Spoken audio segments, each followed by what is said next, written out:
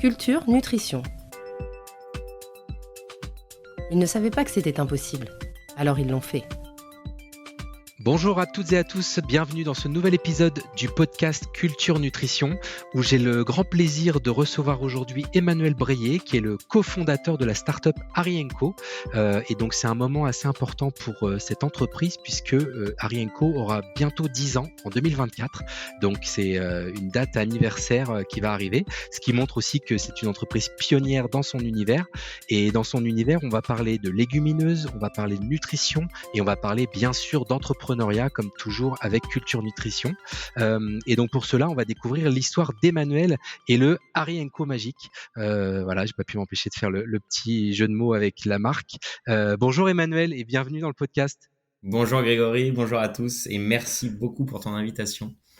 Avec grand plaisir. C'est vrai que je suis très content de te recevoir parce que Harry & Co, c'est, comme je le disais, c'est une des marques historiques de l'alimentation végétale. On va y revenir juste après.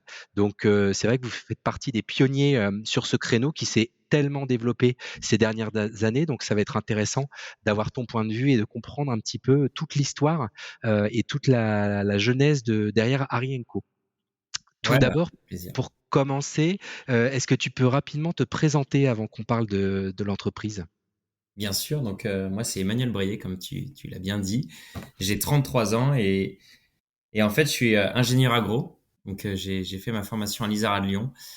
Et il se trouve que j'ai créé en fait Harry & Co avec mon collègue et associé Benoît Plisson, qui était aussi sur les bancs de cette école d'ingénieurs. Et on a créé ça après nos études. Donc on a eu une carrière qui est composée uniquement de ce parcours entrepreneurial. Une seule ligne sur le CV. Exactement. Bon, c'est bien, c'est courageux en effet de créer une boîte juste en sortant d'école. Et justement, quand vous avez créé la boîte avec ton associé Benoît, la conviction c'était, et c'est toujours, je pense, d'aider les gens à manger plus végétal. Et c'est une conviction que vous avez eue il y a 10 ans déjà, donc c'est à la fois il y a peu de temps, mais en même temps il y a quelques années. Qu'est-ce qui vous a amené à aller sur les légumineuses à une époque où l'alimentation végétale était juste à ses balbutiements ? C'est exactement ça. On a 10 ans, ça paraît pas si vieux. Et en fait, par rapport à cet univers du végétal et à l'alimentation végétale, qui est une tendance qui date de très longtemps en fait, mais cette nouvelle tendance est très récente. C'est déjà 10 ans, c'est long. En fait, comme tu l'as bien dit, nous, notre enjeu, notre mission, c'est de convaincre un maximum de monde. En fait, manger végétal, tout le monde sait que c'est important, mais surtout on les convainc que c'est pas contraignant en fait. C'est pas triste, c'est pas ennuyeux. Mais la cuisine végétale, voilà, c'est manger végétal, c'est s'ouvrir à une cuisine qui est gourmande, qui est colorée, et leur montrer qu'en fait, on se fait plaisir quand on mange végétal. Donc, déjà, c'est une conviction très forte. Et nous, on fait partie d'une typologie d'entrepreneurs, qu'on va dire entrepreneur à conviction, puisqu'on est arrivé à l'entrepreneuriat par conviction, tout simplement, et pas par volonté particulière d'entreprendre. D'accord. Et quand tu dis que vous vouliez rendre l'alimentation végétale plus gourmande, avec plus de plaisir, c'est que l'offre qui existait à l'époque ne l'était pas ? C'est ça, on avait une image principalement autour de la galette de soja, du soja en fait. On avait une image très autour du soja. Donc tofu et compagnie ? Exactement. Et nous, on venait d'une école d'agro, on voyait tout l'intérêt des légumineuses, que ce soit au niveau nutritionnel, au niveau agricole aussi, on en parlera sûrement après. Oui. Et surtout, en fait, les légumineuses, tout le monde en a déjà mangé. On a tous mangé des lentilles vertes et des pois chiches. Il y en a dans toutes les cultures, il y en a dans toutes les gastronomies. Et en fait, ça donne une bonne occasion pour nous. En fait, très rapidement, on s'est dit, la solution pour une alimentation végétale, ce sont les légumineuses pour tout ce côté nutritionnel. Et du coup, à nous de montrer que les légumineuses, c'est des aliments qui sont formidables et qui sont le meilleur allié pour une bonne alimentation végétale. Et c'est vrai qu'on retrouve aujourd'hui les légumineuses partout dans ce qu'on fait. C'est d'ailleurs dans notre nom, Harry & Co, ça parle, tu l'as bien dit au début, ça parle des légumineuses, les haricots et compagnie, haricots, voilà. Donc, c'est vraiment dans notre ADN. Juste pour préciser, pour vraiment les plus néophytes des gens qui nous écoutent, tu inclus quoi comme type d'aliment, comme type de plante dans les légumineuses ? Bon, les légumineuses, voilà, pour faire simple, c'est toutes ces graines colorées, type lentilles, pois chiches, haricots. Voilà, c'est les trois principales, on va dire. Et qu'on retrouve en fait un petit peu dans le monde entier, dans plein de pays. Et d'ailleurs, quand on regarde un petit peu, dans toute la cuisine, on va dire culturelle, la cuisine ancestrale végétarienne, on retrouve une association céréales-légumineuses. On va le retrouver dans le couscous, par exemple, avec le Oui, blé et le pois chiche. On va retrouver aussi en Inde dans le dal, avec un oui. mélange riz-lentilles. Et puis après, on retrouve aussi en Amérique latine avec le haricot rouge et le maïs. Donc voilà, en fait, c'est des plantes qui sont un très bon allié pour une alimentation végétale parce qu'il va contenir une bonne protéine, la protéine qui va permettre vraiment de remplacer la viande. Et associé en fait aux céréales, on va avoir une protéine qui est complète et qui remplace bien la viande. Et donc cette décision d'entreprendre dans le secteur du végétal, c'était, tu parlais de conviction, c'était quoi les convictions qui étaient derrière, au-delà de l'aspect nutritionnel que tu as un petit peu évoqué? Est-ce que vous auriez pu créer une autre marque alimentaire dans un autre secteur, une marque de yaourt, une marque de biscuits, je ne sais pas? Qu'est-ce qui vous a orienté plutôt vers cette voie-là, des plats cuisinés ou des plats à base de légumineuses? Alors nous, on a été vraiment, enfin notre conviction était vraiment portée sur les enjeux environnementaux. OK, Aujourd'hui, c'est très connu, ça l'était un petit peu moins à l'époque, mais cette notion d'empreinte carbone, en fait, et de se rendre compte qu'en fait, une des solutions qui est en réalité l'une des plus faciles pour réduire son empreinte carbone à échelle individuelle, c'est de manger plus végétarien. Parce qu'on le sait, hein, la viande, ça a un fort impact environnemental. Et du coup, en fait, on est tous un peu perdus face au réchauffement climatique. Parce qu'il y a plein de choses qui sont dures à changer. Voilà, moins se déplacer par rapport au lieu où on est, par rapport au lieu où on travaille, ça peut être compliqué. Le logement, ça peut être compliqué de faire des rénovations chez soi. Donc, il y a des enjeux en fait collectifs. Par contre, sur l'alimentaire, en réalité, du jour au lendemain, on peut manger moins de viande, manger plus végétal et donc réduire son empreinte carbone. Donc voilà, nous, c'était vraiment cette conviction très forte sur le côté environnemental et se dire, bah voilà, il faut trouver des solutions pour que l'alimentation végétale devienne évidente pour tout le monde et surtout super agréable. donc c'était une évidence d'aller sur ce type de produit, du coup? Exactement, ouais. Mmh. Et justement, vous avez fait, de votre, baseline, la phrase: «L'appétit de changer le monde», avec un petit astérix, qui précise: «Harry & Co, c'est l'idée qui va révolutionner notre alimentation». Est-ce que c'est comme ça que vous vous définissez, depuis le début? Et si c'est le cas, est-ce qu'on peut considérer qu'en 10 ans, vous avez vraiment révolutionné l'alimentation? Alors, en fait, en 10 ans, ce sujet du végétal, il a énormément progressé dans la société. Pour te dire, on en parlera peut-être de manière plus structurée après, mais nous, on a démarré, et c'est toujours un gros marché chez nous, en restauration collective. Oui, On est un gros acteur de la restauration collective, c'est-à-dire, pour les vulgariser, on cantines. travaille avec les cantines scolaires, les restaurants universitaires, on travaille avec les Crous, hein, pour ceux qui connaissent, on travaille avec les restaurants d'entreprise. Et au tout début, quand on démarrait avec Benoît, qu'on arrivait avec notre galette de lentilles vertes, avec notre bâton pèlerin et qu'on allait voir les cantines scolaires, on nous regardait avec des gros yeux et personne ne comprenait ce qu'on faisait. Certes, on avait ensuite, on arrivait à faire comprendre justement les gens nous ouvraient leurs portes, mais voilà, c'était plus compliqué au début. C'était un marché assez inconnu et les gens avaient plutôt une mauvaise image à cause de la galette de soja un peu fade. Et vous, votre stratégie d'aller sur la restauration collective, c'est parce que commercialement, c'était plus facile à approcher, il y avait plus de place à prendre peut-être? Ouais, il y avait des gros enjeux, on l'a senti en fait en restauration collective, parce que la restauration collective, il y a des leviers très forts pour, on se disait en fait le végétal va pouvoir venir par là aussi. Il y a aussi un enjeu, bah voilà, ça touche tout le monde. Et nous, ce qu'on voulait faire, c'est des produits qui puissent concerner tout le monde, hein. Donc c'est vraiment le cas de la restauration collective. Et puis il y avait en effet un go-to-market beaucoup plus simple. On peut aller voir, on a pu faire des essais avec des chefs de cantine scolaire avec qui on s'entendait bien. Les premiers produits n'allaient pas, on retravaillait la recette, on y retournait. Donc il y a un côté très humain en fait dans la restauration collective, ce qui est toujours le cas. On a des partenariats géniaux avec même des gros acteurs, hein, de la restauration collective et on parle vraiment produit. Donc c'est vraiment un marché passionnant pour ça. Et donc, ça, c'est comme ça que vous avez commencé et après C'est est comme ça venue qu'on a l'idée de la marque? commencé. Voilà, merci de me faire revenir à ta question. Et en fait, voilà, et pour dire, depuis 10 ans, ça a énormément évolué. Maintenant, déjà, il y a eu une prise de conscience environnementale qui est très forte sur le végétal et qui a découlé sur des choses, en fait. Aujourd'hui, même si ça pourrait être plus respecté, etc., il y a la loi Egalim, hein, en restauration qui promeut les produits, notamment les produits végétariens.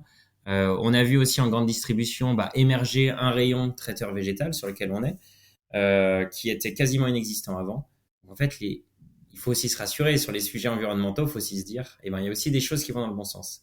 Et nous, par rapport à ce que tu disais, notre appétit de changer le monde, on a été en effet un des acteurs de ce changement-là, pas le seul évidemment. Il y a plein d'autres gens qui ont participé à tout ça. On est un des acteurs de ce changement, ça c'est sûr. Et qui sont justement les autres marques qui font partie un peu de votre génération de cette décennie sur l'alimentation végétale, les gens qui sont arrivés en même temps? Alors quand je dis autres acteurs, on trouve aussi il y a notamment l'assiette végétale, tu vois, une association qui ont fait beaucoup la promotion du végétal, notamment en restauration scolaire et plus particulièrement la restauration universitaire. Quand je veux dire qu'il y a des gens qui ont agi aussi, on a beaucoup du milieu associatif aussi. Et après, les acteurs, en fait, on retrouve des acteurs très historiques, bien plus anciens que nous, qui sont là depuis très longtemps et en fait c'est pas eux qui ont vraiment fait exploser le marché, mais ils étaient là aussi au démarrage. Et après, dans les acteurs plus récents, en fait, nous, on est un peu atypique dans le sens où nous, on décrira plus nos produits peut-être après, mais on travaille vraiment la légumineuse brute. On fait des produits qui sont un peu transformés. On fait en fait quelque chose d'assez différent de la fausse viande qu'on retrouve beaucoup sur le marché. Ouais, c'est un sujet que j'aimerais bien creuser avec toi après. On va en parler un peu, mais les marques, il y a des marques qui ont beaucoup émergé un peu dans la lignée d'Impossible Food ou de Beyond Meat aux US, en France, mais qui sont sur un créneau un petit peu différent du nôtre. Du coup, on n'a pas le même développement de produits, on fait pas exactement la même chose, qui font vraiment des produits fausse viande. On reviendra sur ce côté substitut de viande très très analogue, comme on dit, les mythes. Peut-être juste analogues. Pour conclure, pour ceux qui nous écoutent et qui connaîtraient pas Rienco, ce qui est bien dommage d'ailleurs. Ça va changer après cet épisode. On fait nous concrètement, donc ces légumineuses dont on parlait tout à l'heure, on les cuisine et on en fait différentes choses. On fait d'abord ce qu'on appelle nous des cœurs d'assiette, donc c'est des produits qui vont remplacer la viande dans l'assiette. Par exemple, une galette de lentilles corail, on fait aussi du falafel de pois chiches, etc. Et on fait également, depuis 1 an et demi, 2 ans, on fait aussi du plat cuisiné individuel. On connaît tous des grandes marques comme Fleury Michon. Nous, on se dit, soyons aussi une grosse marque de plat cuisiné, mais cette fois, on fait du bon plat cuisiné végétarien. Pas juste un plat cuisiné auquel on aurait enlevé la viande, mais vraiment des vrais plats cuisinés végétariens qui sont gourmands pour les personnes qui ont l'habitude, qui veulent découvrir ce type de produit. Par exemple, on fait un dal de lentilles corail, on fait un couscous au falafel, on fait un tikka masala végétarien, etc. Et donc, tous ces produits-là, on les retrouve en grande surface. Et tous les produits cœur d'assiette, on les retrouve en restauration collective également. D'accord. Et aujourd'hui, il y a combien de références dans la gamme? C'est assez large? Ouais, on a des gammes assez larges, je ne saurais même pas dire précisément. On a une quinzaine de références par canot, un peu plus même. Quand tu dis canot, c'est que vous êtes en GMS, en RHF encore, et puis GMS, ailleurs? Ouais, on fait aussi un petit peu de magasin bio avec Naturalia. Ah d'accord. À votre marque ou sous une autre marque? À notre marque, ouais, tout à fait. D'accord. Et on fait aussi de l'export. On est sur 2 pays en plus de la France. On est en Italie et en Suisse. D'accord. Très intéressant. Et tu parlais tout à l'heure de l'impact environnemental que vous cherchez à minimiser avec vos produits. Est-ce que vous avez eu cette réflexion d'aller jusqu'à, par exemple, mesurer l'empreinte carbone de tel plat cuisiné, ou est-ce que c'est encore un peu tôt?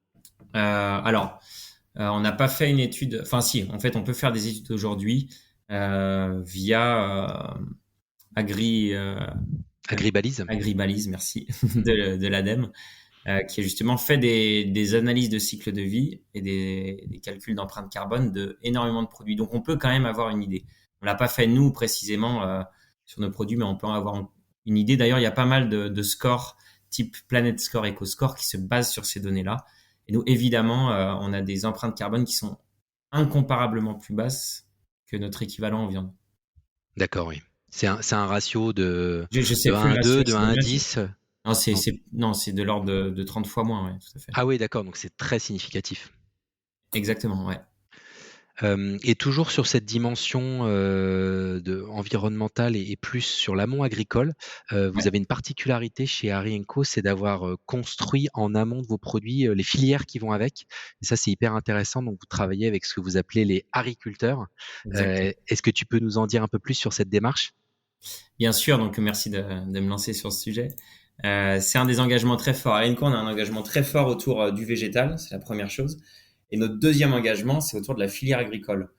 Pourquoi? Parce que nous, on est convaincus qu'on va amener des changements dans l'alimentation en embarquant en fait tout, toute la filière avec nous. Et aussi la filière agricole, qui est une filière super importante en alimentaire. Et en faisant aussi évoluer les agriculteurs vers ce type de culture. Donc nous, c'est un engagement depuis toujours, c'est-à-dire que toutes les légumineuses qu'on cuisine sont origine France. Donc on a des partenariats hyper forts avec des très belles coopératives en France.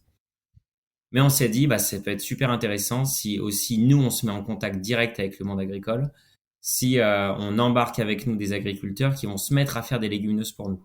Donc c'est ce qu'on a fait. Notre usine, elle est dans la Drôme, en Rhône-Alpes, région Auvergne-Rhône-Alpes. Et autour de l'usine, dans notre département, on a sollicité un réseau d'agriculteurs, donc des agriculteurs, qui se sont mis, pour la plupart, qui en faisaient pas, qui se sont mis à faire des légumineuses pour nous. Et nous, en fait, c'est une relation gagnante-gagnante, parce que nous, on assure d'acheter la totalité de leur récolte à un prix bien défini. Et comme ça, eux, ils ont des débouchés assurés. Et ce qui est super intéressant, c'est qu'en fait, les légumineuses, et pourquoi en fait d'ailleurs ces gens s'embarquent avec nous, c'est que les légumineuses, elles ont aussi beaucoup d'intérêts agronomiques, en plus des intérêts nutritionnels. Pour enrichir les sols notamment. Voilà, exactement. Ça va permettre de réenrichir les sols. Pour faire simple, une culture de blé, elle va capter des choses dans le sol pour pouvoir pousser. Les légumineuses, c'est une plante atypique dans le règne végétal qui va capter des choses dans l'air et les réinjecter dans le sol. Et c'est ces mêmes choses que vont consommer ensuite le blé. Donc en rotation de culture, en fait, ça va permettre de pérenniser les sols. Et c'est des enjeux très forts, on le sait aujourd'hui, tout ce qui est régénération des sols, etc. Et du coup, nous, on veut être vraiment un acteur aussi qui embarque le monde agricole avec nous. Donc vous pouvez être classé comme acteur de l'agriculture régénérative carrément? Oui, de toute façon, par cette filière? exactement. De toute façon, les légumineuses, c'est vraiment une culture régénératrice des sols. Donc oui, bien sûr. Après, je connais pas bien les allégations précises là-dessus, donc je peux pas te répondre précisément. Mais oui, ça en fait directement partie, ouais.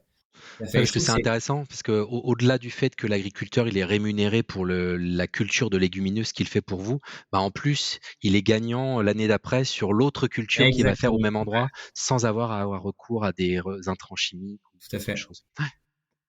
Super intéressant. Et justement sur cette dimension filière, est-ce qu'il y a d'autres choses que vous avez travaillé, peut-être sur d'autres ingrédients? Parce que maintenant que vous commencez à faire des plats cuisinés, est-ce que ça vous est venu à l'idée de je sais pas, monter des partenariats avec des maraîchers locaux pour la partie légumes? Enfin, j'en sais rien. Pas surtout des accords tripartites, on en fait sur quelques matières, tout à fait. Mais nous, on veut vraiment sur ce côté très en lien avec le monde agricole. On veut vraiment le faire sur le truc phare en fait de ce qu'on cuisine, qui est aussi une part importante en fait dans nos appros, qui sont les légumineuses. Mais oui, mais plus tard en fait, quand on aura plus de temps, quand on aura automatisé un petit peu plus de choses, en effet, on pourrait s'imaginer sur d'autres matières premières. D'accord. Et là, pareil, en termes de catégorie de produits, vous êtes beaucoup, enfin, et même exclusivement sur le salé, quasi exclusivement sur le traiteur et le repas principal. Est-ce que, il y a d'autres catégories sur lesquelles vous avez envie d'aller, ou est-ce que tu as des innovations à nous annoncer en avant-première? En fait, je sais pas si tu suis un petit peu, on sort quand même beaucoup de produits. Oui, Là, oui. notamment, il y a eu un chili sin carne qui est sorti, un parmentier aussi végétal qui est sorti. Donc ça, c'est vraiment des produits qui sont sortis tout récemment. Donc ça sera les exclus que je vais te donner. Donc, en fait, si tu veux, nous, on a vraiment la volonté. C'est ça l'envergure de la marque Harry & Co. Et je pense qu'on l'a bien montré en sortant des plats cuisinés en plus de la gamme cœur d'assiette. En fait, on veut être vraiment la marque référente qui accompagne le consommateur vers une alimentation gourmande et végétale. Et du coup, ça passe par tous les produits que nous ouvre le traiteur, en fait. Donc, on peut encore faire plein de choses. Le rayon traiteur, il ouvre à plein de typologies de produits. Donc, on a pas mal de choses dans les cartons qui seront des belles extensions et des belles nouvelles gammes. Ouais. D'accord. Bon, on va regarder ça de près pour suivre l'actualité. Après, j'aimerais bien parler de l'équipe parce qu'au démarrage, vous étiez 2 et aujourd'hui, vous êtes 35 si j'ai bien lu. C'est ça, exactement. Alors du coup, j'ai envie de te poser plusieurs questions. La première, c'est comment est-ce que l'entreprise a évolué pour passer de 2 à 35, puisque c'est beaucoup. Enfin, sur quelle fonction vous avez recruté en priorité? Comment vous avez organisé un peu cette croissance des équipes? Ouais, en fait, en effet, on est monté de 2 à 35, mais en 8-9 ans. Donc, tu vois, En fait, on a à la fois, on a une croissance très forte, hein, on est arrivé à un haut niveau de chiffre d'affaires en quelques années, mais ça s'est fait quand même sur un temps, sur ces 8 ans, 8 9 ans, pardon. Et donc voilà, on a structuré au fur et à mesure. Je pense que on a eu de la chance, on a recruté vraiment des personnes clés assez rapidement, qui sont toujours dans l'équipe. Et en fait, la particularité chez nous, c'est qu'on couvre quand même beaucoup de métiers, on couvre tous les métiers d'une entreprise agro. Donc, tous les métiers opérations liés à l'industrie, au sourcing, à la R&D, tous les métiers liés au marketing, com et marketing, puis tous les métiers liés à la vente, puisqu'on a des équipes de vente dédiées à la restauration, des équipes dédiées à la grande distribution, puis tous les services support. Donc en fait, on a quand même une typologie assez large de métiers chez nous. Qu'on a recruté au fur et à mesure des années. Donc, il n'y a jamais eu en fait une année avec 25 recrutements. Tu vois, ça s'est fait quand même au fur et à mesure, ce qui fait que ça s'est fait de manière toujours agréable en fait. Il n'y a pas eu de un onboarding de 25 personnes à faire du jour au lendemain, quoi. Oui, oui. Donc c'est une croissance plutôt régulière et durable, C'est ça, à la exactement. fois, du chiffre et des people. Du coup, en chiffre d'affaires, vous êtes à combien? Tu peux nous donner des Oui, on chiffres a un petit peu? dépassé les 10 millions de chiffre d'affaires. D'accord. Ah, très très beau. Bravo. C'est une étape importante, ouais. C'est bien. Ouais, ouais, c'est un beau palier, surtout dans l'agroalimentaire. C'est pas si évident de faire sa place, donc Exact. vraiment très très bien. Et pour revenir sur l'évolution de la taille de l'équipe et plus sur vous, votre évolution personnelle en tant qu'associé, en tant qu'entrepreneur, forcément, quand on passe d'une équipe où on s'autogère quand on est deux fondateurs à une équipe de 35 personnes à manager, qu'est-ce que vous avez développé comme compétences et comment vous avez évolué, vous, dans ces nouvel environnement en tant que Ouais, dirigeant? bien sûr. Mais en fait, et ça, c'est très commun à beaucoup d'entrepreneurs, quels que soient les secteurs, mais il y a un enjeu de recruter des personnes meilleures que soi sur les sujets pour lesquels on les recrute. Donc, c'est nous ce qu'on a bien su faire. On a notamment très tôt recruté nos deux head-off, hein, Sylvain en vente et Clémentine au marketing, qui sont aujourd'hui très... enfin, on va dire, la stratégie se construit à quatre, hein, sur l'entreprise avec eux. Donc ça, c'est la première chose. Ensuite, c'est bien arriver à déléguer, évidemment, à ces personnes clés. Et je dirais, pour finir, c'est bien réfléchir à la culture d'entreprise, à ce qu'on veut insuffler. Ça, c'est un point très fort, qui rejoint d'ailleurs les points de branding, hein, qui sont liés. Le branding sert aussi bien à l'extérieur de l'entreprise qu'à l'interne. Et du coup, être précis, prendre ces questions au sérieux, la culture de l'entreprise, c'est des sujets super importants. Alors c'est clé, effectivement, la culture d'entreprise, et comment tu la définirais, cette culture de Harry & Co? Une culture d'entreprise, ça se définit déjà par une mission, c'est-à-dire vers où on va. Donc c'est la Mmh. mission que je te présentais au début, hein. Démocratiser et faire connaître à tout le monde une vraie bonne cuisine végétarienne. Et ensuite, ça découle aussi sur un savoir-être, sur un état d'esprit. Donc en fait, quand on structure une entreprise, c'est hyper important d'à la fois processer l'entreprise, donc créer des process pour que tout le monde travaille dans un environnement agréable, tout en gardant un certain degré de liberté aux différents salariés. D'accord, et vous avez écrit, des valeurs aussi par rapport à l'entreprise? Ouais, exactement, on en a écrit, je ne sais pas tous en tête, mais oui, on a écrit, en fait, non, globalement, c'est des valeurs de partage, de convivialité. En fait, si tu veux, c'est les valeurs qu'on retrouve autour d'une table colorée de fête où on mange de bons produits. Ah, très bien. Donc tout est en cohérence, et là, c'est d'autant plus en cohérence. Alors je le dis pour ceux qui nous écoutent, qui n'ont pas l'image, mais aujourd'hui, on enregistre, tu es dans ta cuisine, donc on Exact. donc on donc on est très cohérent avec la thématique de la gourmandise et de C'est la exactement convivialité. ça. Il y a quelques trucs autour de moi. OK, très bien, intéressant, et vous, en tant qu'entrepreneur, vous avez été accompagné dans votre démarche de création et de développement de l'entreprise, soit par des associations d'entrepreneurs, soit par du mentorat, divers et variés? Ouais, en fait, on a été accompagné.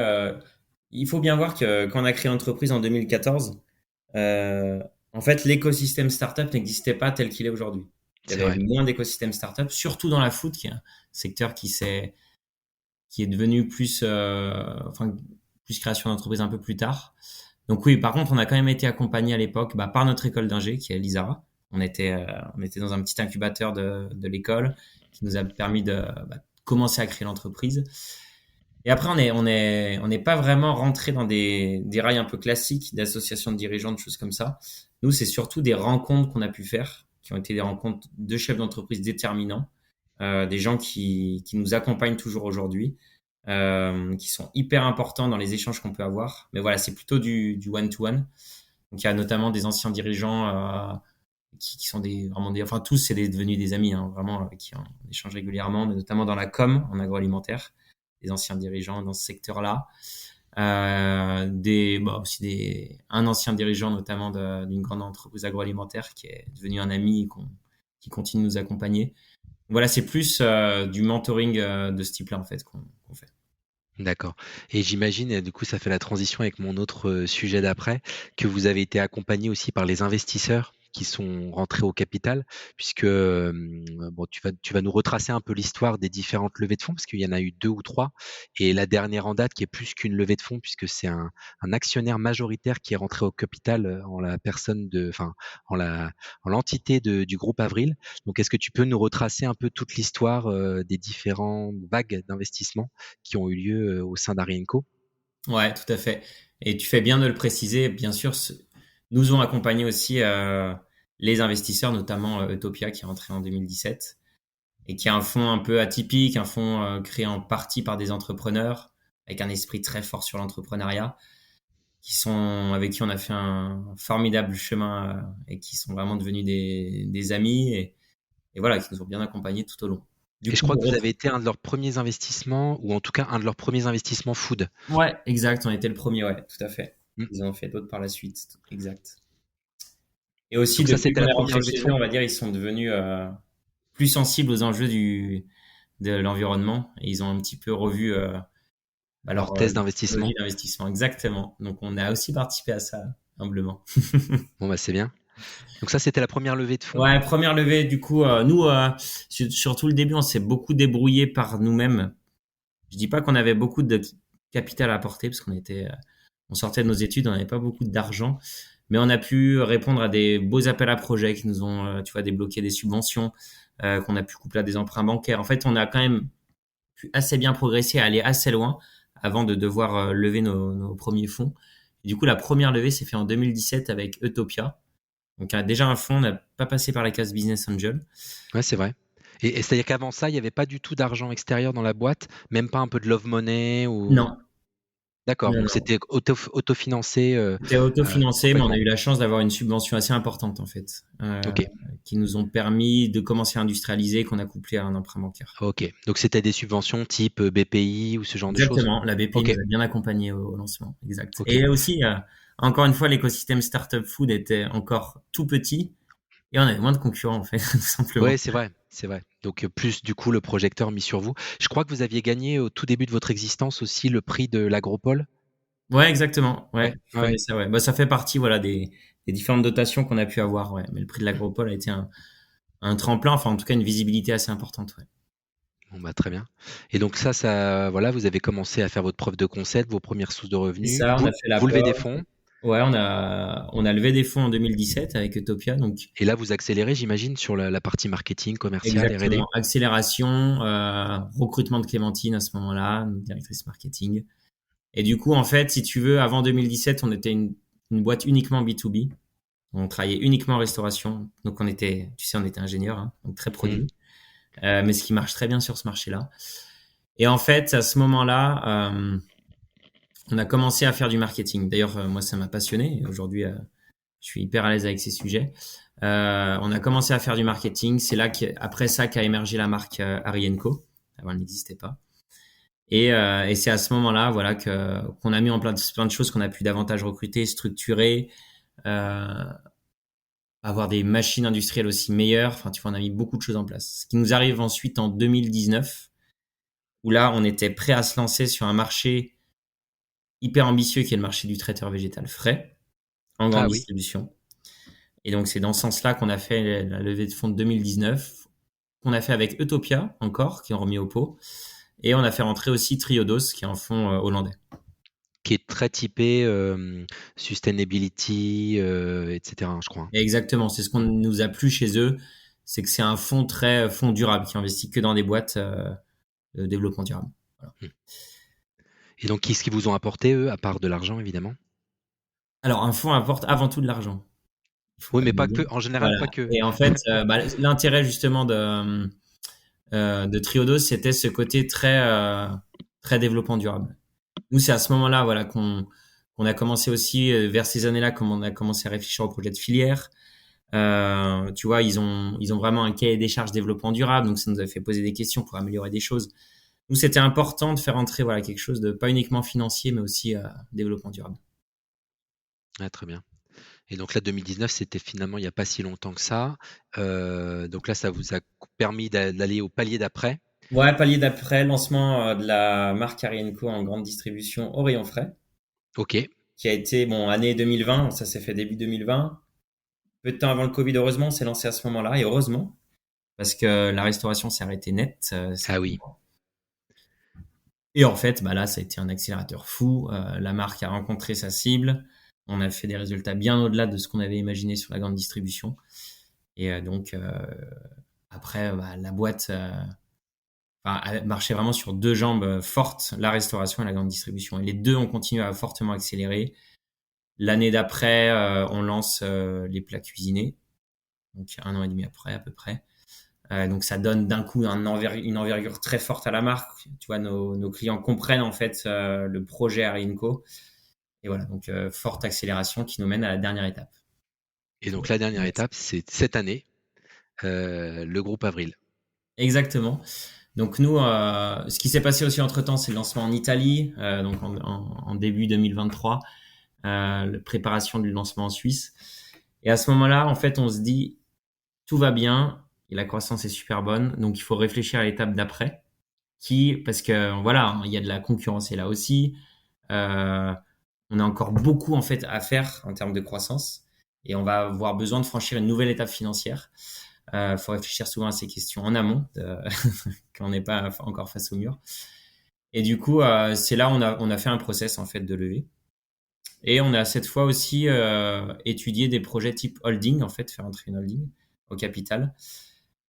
Et bon, il y a eu un très fort match avec Avril, pour plein de raisons. La première, une raison de valeur. Avril, c'est une entreprise un groupe qui a été créé il y a 40 ans par le monde agricole, des oléoprotéagineux. Donc très engagé sur votre filière, qui Exactement. sont les légumineuses. Et bah, surtout, qui font surtout des produits type produits pour faire de l'huile, oléagineux, et qui depuis quelques temps se disent il faut davantage faire de légumineuses. Donc voilà, ça m'a très fortement matché là-dessus. Ce qui est super intéressant aussi, c'est que ça amenait de la pérennité à l'entreprise, voilà, une certaine stature, de faire entrer Avril au capital. Parce que nous, on a une ambition très forte, mais voilà, dans la durée, on veut vraiment qu'il y ait un projet qui dure longtemps et qui aille très loin. Et on sentait qu'Avril pouvait nous accompagner, voilà, très longtemps. Donc ça, c'était hyper important. Et enfin aussi un intérêt fort, c'est que d'un coup, on pouvait se retrouver dans un écosystème d'entreprise, Arienco. Parce que Arienco, un projet comme Avril, garde totalement son indépendance, reste une entité à part entière, mais d'un coup fait partie d'un écosystème d'entreprises qui collaborent. C'est le cas chez Avril, et tout de suite on a senti pendant le process, avec les gens qu'on a rencontrés, que nos équipes allaient pouvoir vachement monter en compétences en fait aux côtés lors des échanges qu'ils allaient pouvoir avoir avec les autres filiales du groupe. Parce qu'en fait, ils vous ouvrent des connexions avec les autres entreprises de leur Ouais, tout à portefeuille. fait.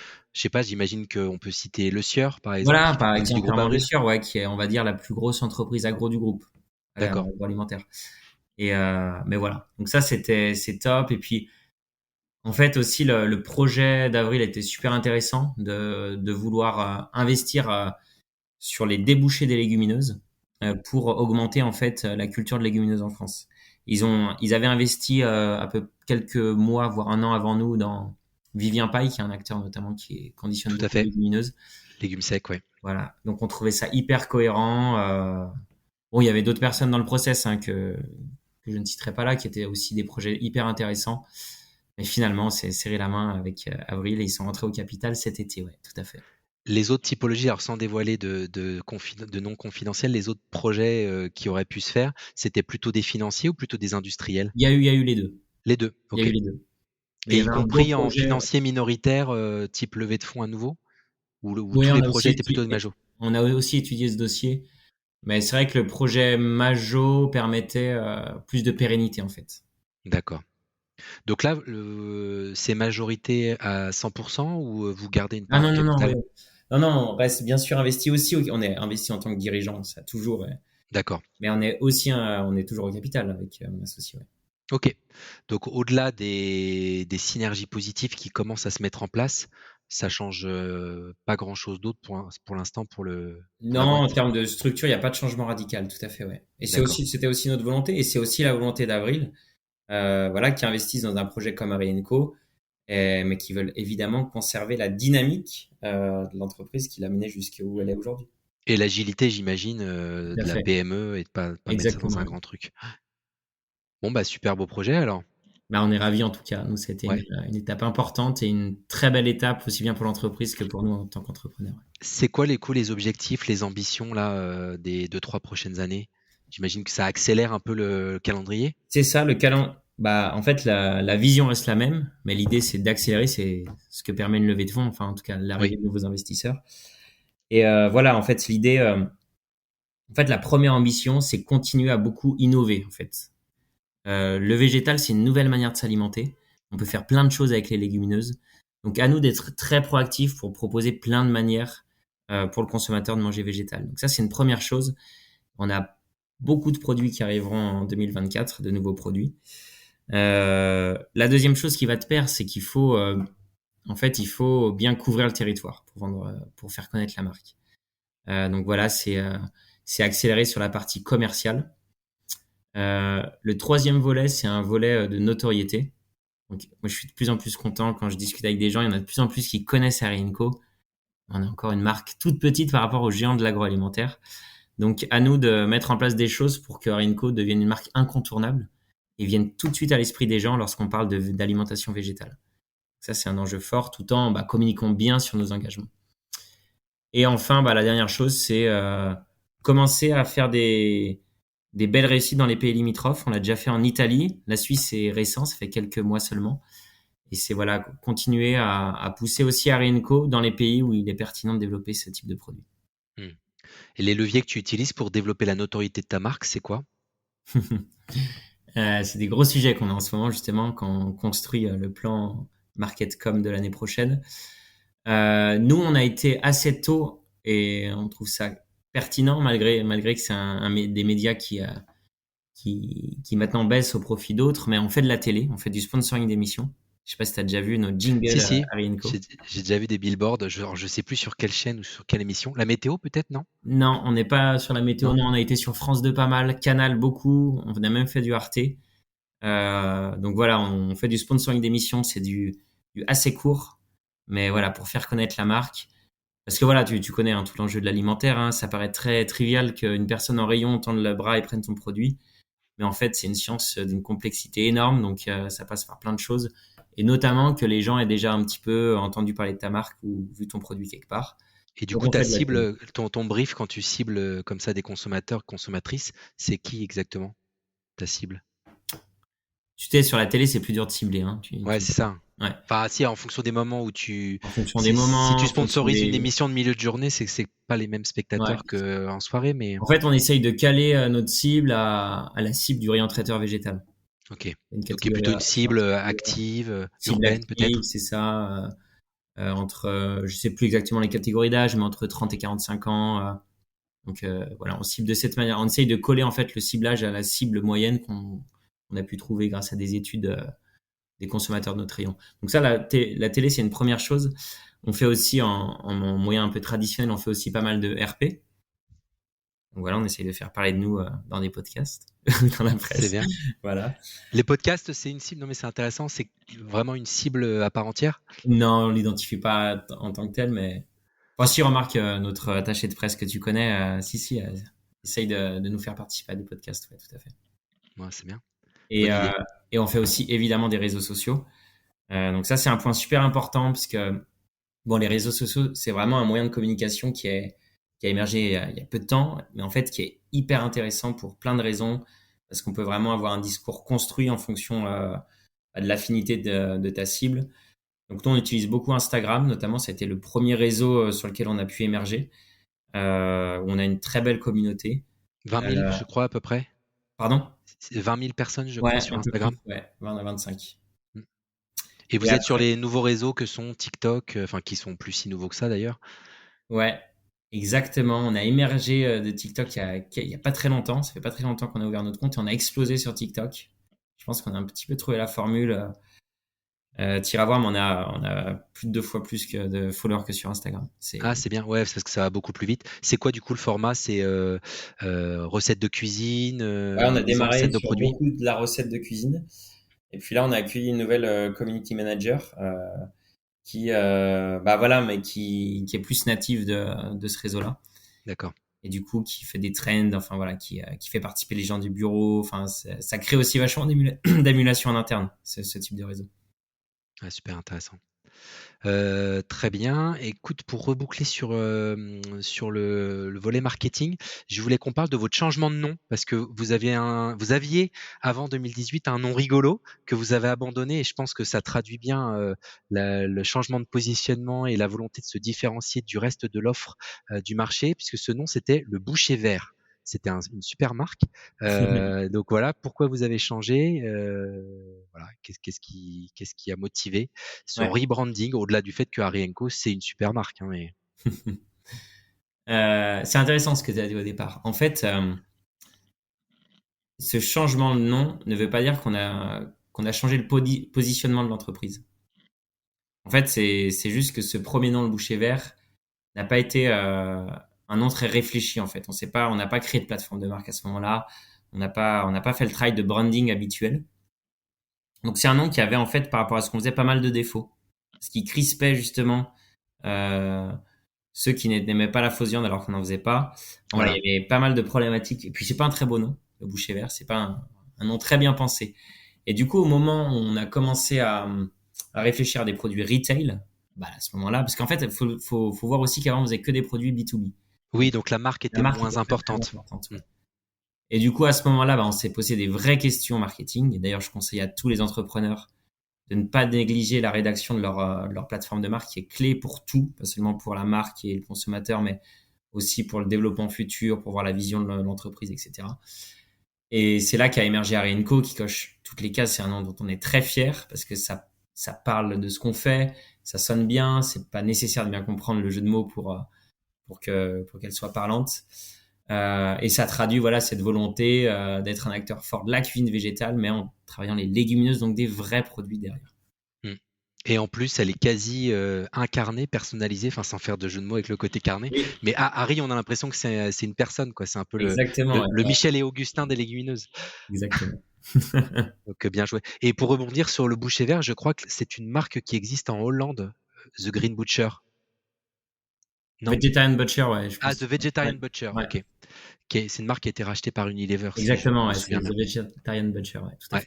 fait. Et pour finir sur l'histoire des marques, je crois que la société s'appelle ou s'appelait Ici et Là, c'est Ouais, ça? c'est toujours le nom de l'entreprise, C'est ouais. toujours le nom? C'est le C'est nom quoi un peu administratif. c'est quoi le storytelling? Parce que c'est un joli nom. C'était C'est- pour insister sur le local? C'était quoi l'idée? Exactement, ouais. Bon, c'est un peu vaseux hein, comme nom, on l'a trouvé un peu à l'arrache avant de créer l'entreprise. D'ailleurs, ça n'a jamais été une marque hein, pour le coup ici et là. D'accord, oui, oui, En effet, c'était juste le c'était nom. l'idée. Parce que nous, dès le début, hein, l'ADN de la marque, en fait, de l'entreprise a peu changé. C'était quand même des produits locaux qui sont les légumineuses, quoi, qu'on cultive en France, mais qu'on met au goût du jour, quoi, dans les habitudes de consommation actuelles. Donc cette idée de ici et là. Hmm. Ah, super.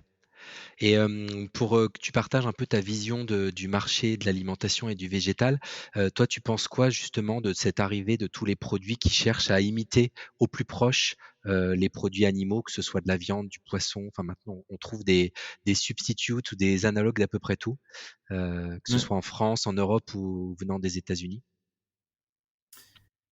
Ouais, bah, tu as compris que nous, on incarne en fait une autre voie par rapport à ça. Complètement. Et On est c'est un vrai choix.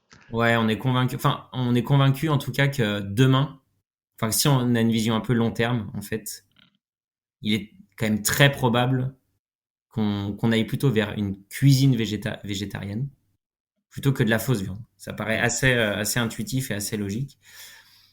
Après, c'est aussi des initiatives intéressantes parce que il y a certains consommateurs qui viendront peut-être au végétal via ça, tout simplement.